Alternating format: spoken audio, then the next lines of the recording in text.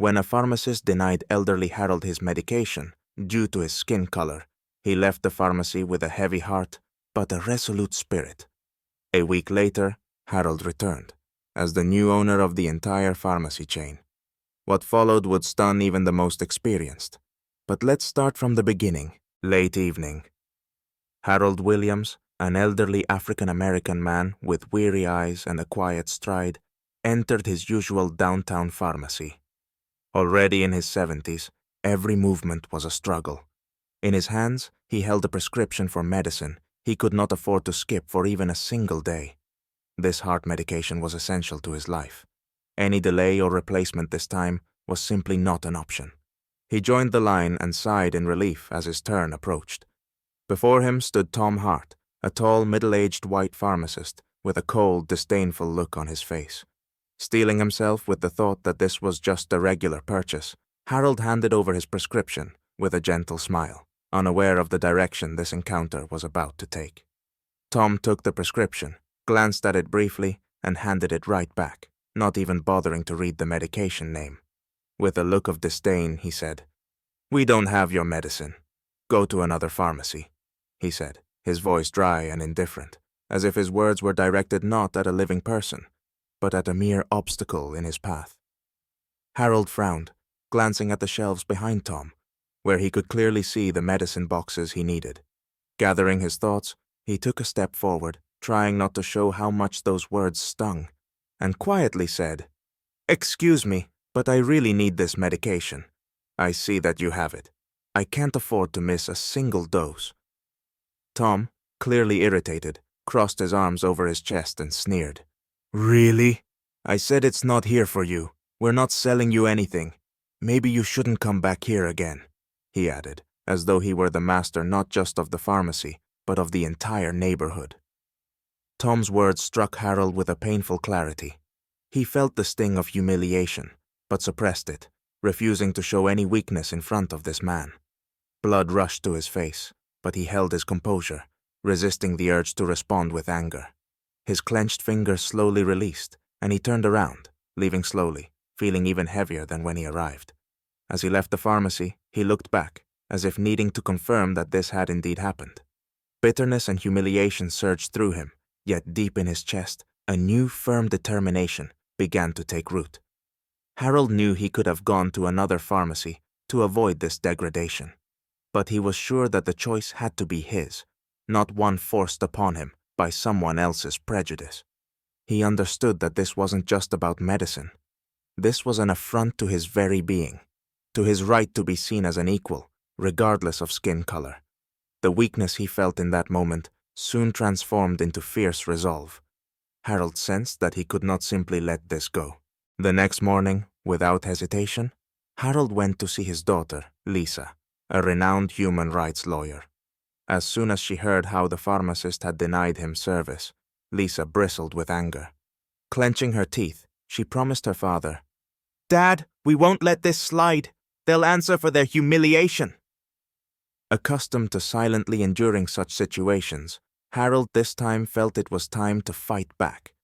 Lisa immediately sprang into action, posting a detailed account of the incident on social media, emphasizing that her father was a veteran deserving respect, not disdain.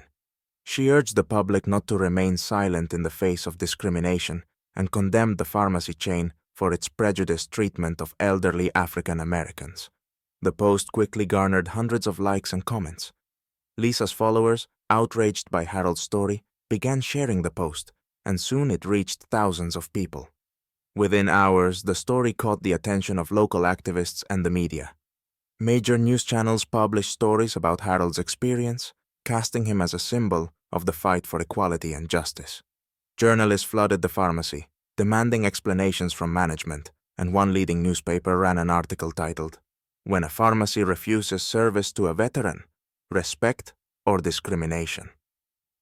Amid the growing public outcry, many began calling for changes in the pharmacy chain and an investigation into similar cases of discrimination. But Lisa was not about to stop at social media pressure. She immediately launched a legal investigation, examining the policies and practices of the entire pharmacy chain.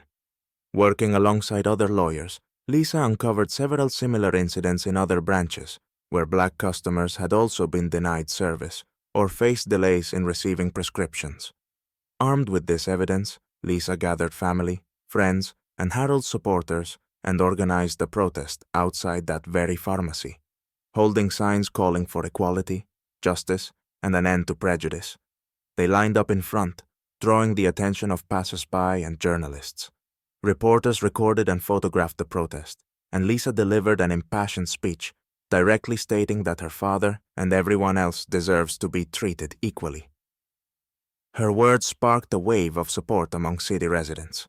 Under the pressure of public scrutiny, the management of the pharmacy chain issued a statement promising to review internal processes and strengthen their commitment to inclusivity. But Harold and Lisa knew that these were empty words.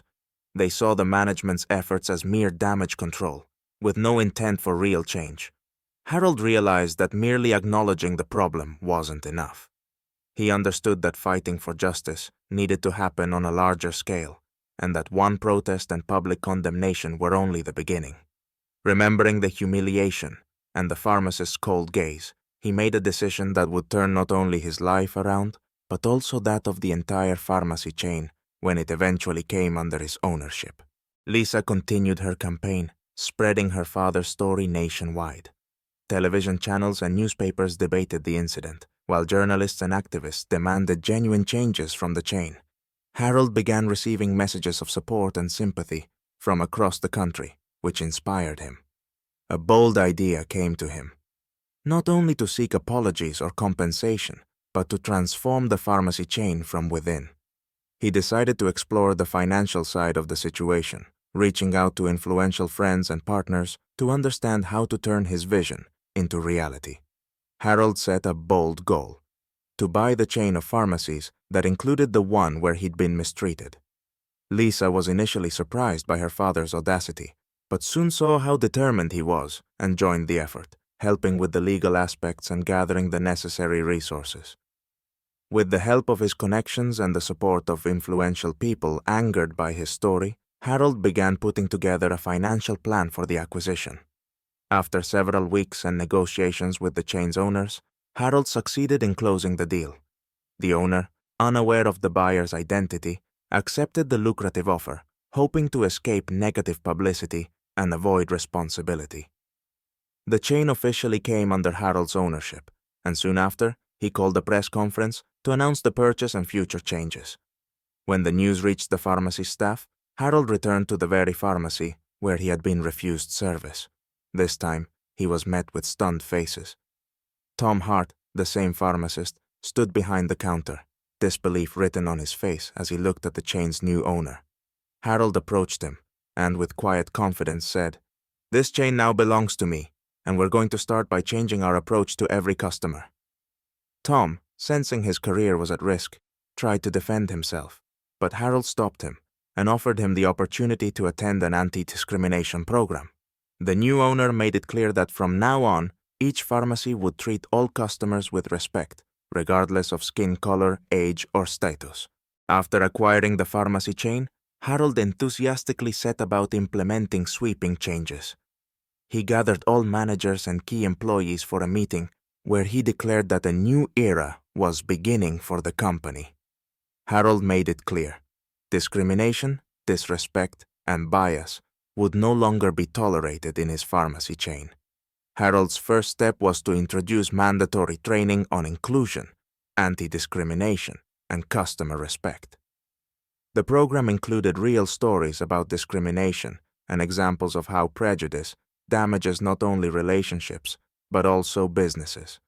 He invited professional trainers who held workshops for all employees, including Tom Hart, the pharmacist who had denied him service.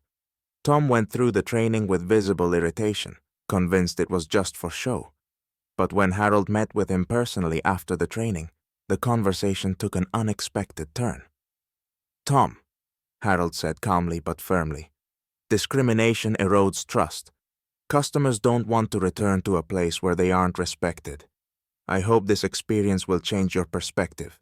You can leave if you disagree with the new approach, or you can change your attitude. Decide for yourself." Harold went even further, creating a special program for customers with limited incomes, allowing them to receive discounts on essential medications and medical assistance. Donation boxes were installed in the pharmacies to help those who couldn't afford their medication. Harold partnered with local charities, building a support network for everyone who needed help. The pharmacy became a place where people not only came for medications, but also found support and kindness. The community embraced these changes. Customers began sharing positive reviews, and soon the chain's reputation improved. People came, knowing they'd be met with respect and understanding, regardless of social status, skin color, or age. Former skeptics, employees, and even competitors acknowledged that Harold had created something truly unique. Over time, Tom began to change as well. He noticed how people began to gravitate toward him, how his colleagues worked together in a friendly, respectful environment. Gradually, he realized that he wasn't just doing a job, but forming meaningful connections with customers. One day, he approached Harold and said, "I was wrong, Harold. I never thought I'd admit it, but your words made me see myself differently. Thank you for the chance to change." Harold smiled and shook his hand. "The real strength lies in admitting mistakes and fixing them. I'm glad you understand that, Tom." These changes turned the pharmacy chain into more than just a business. It became a symbol of hope and equality. Harold proved that change was possible if one was willing to stand up for justice and confront prejudice. His story inspired many, and the pharmacy became a symbol of how one person can transform an entire system.